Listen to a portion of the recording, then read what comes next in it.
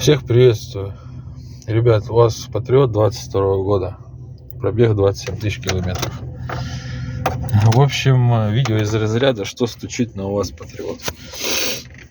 Короче, несколько дней ездил, не мог понять на скорости где-то 100, 120.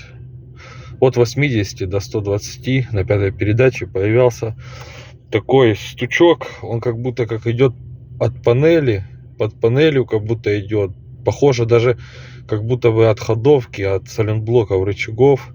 И аж даже на руль передавалось такой непонятный звук. Стук прям такой. Как будто как вот примерно как защита открутилась. И вот на кочках дребезжит вот так вот. Тух-тух-тух-тух делает.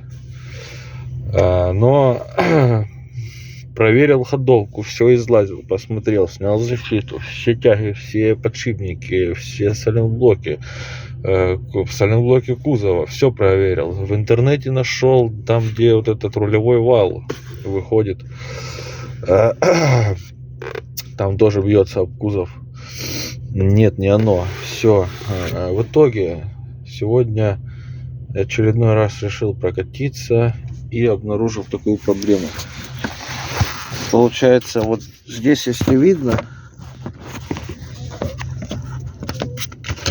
он где прикручивается рычаг КПП к штоку, отпустилась гайка, и он на пятой передаче двигался, вообще он двигался вверх-вниз, а на пятой передаче, когда ехал, он от вибрации потихоньку поднимался вверх, и вот здесь